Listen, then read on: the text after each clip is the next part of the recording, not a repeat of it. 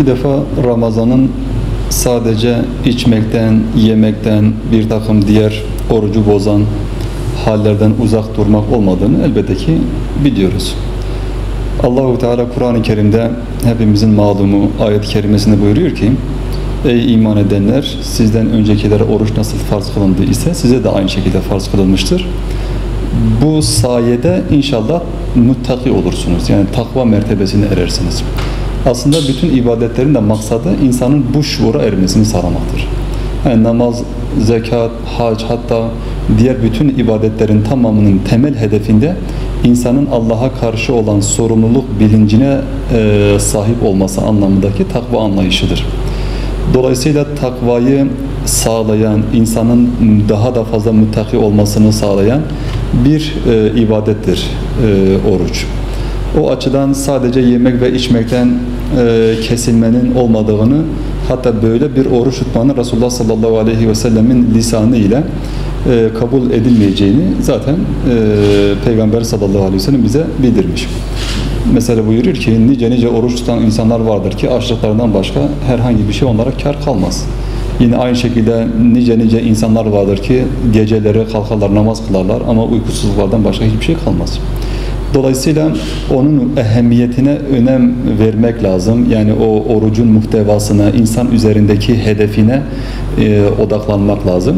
Çünkü Allahu Teala'nın bir hadis-i şerifte ifade edildiği gibi bir insan diline sahip çıkmasa, mesela diyelim ki yalan söylemekten uzak durmasa, dedikodu yapmaktan uzak durmasa, Allahu Teala'nın onun aç susuz kalmasına hiçbir şekilde ihtiyacı yoktur. Dolayısıyla amaç kesinlikle aç susuz kalmak değil. Yani zaten Allahu Teala o orucun emredildiği ayet-i kerimede buyuruyor ki Allah size kolaylık diler, zorluk dilemez.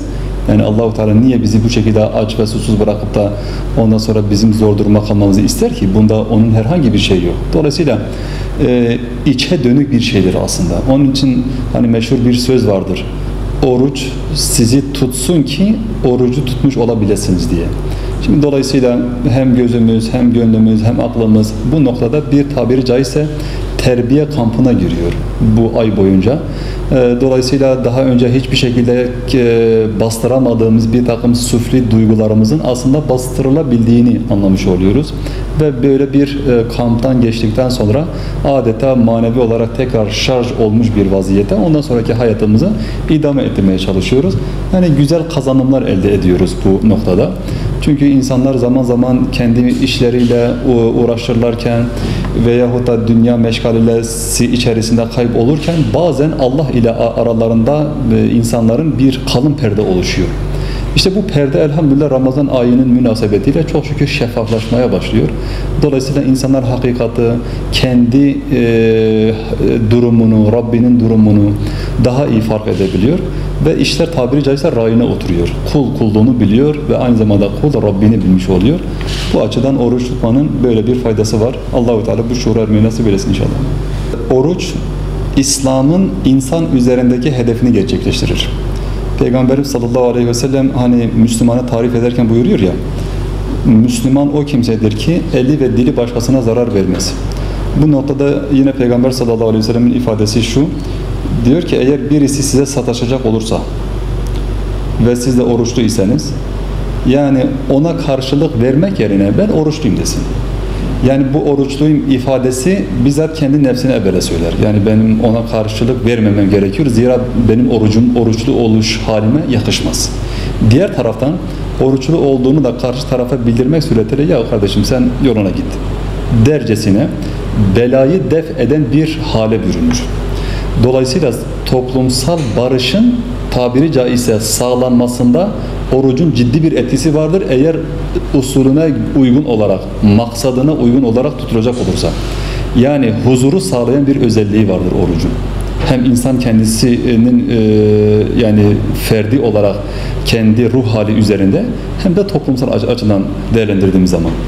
Dolayısıyla yani oruç demek sadece az önce de ifade etmeye çalıştığımız gibi belli başlı bir takım kurallara riayet ettikten sonra işte iftar vakti hemen tekrar yemeğe dalmak değil. Aynı zamanda o orucun vermiş olduğu etkiyle insanların kendi arızalarını telafi etmesidir, gidermesidir.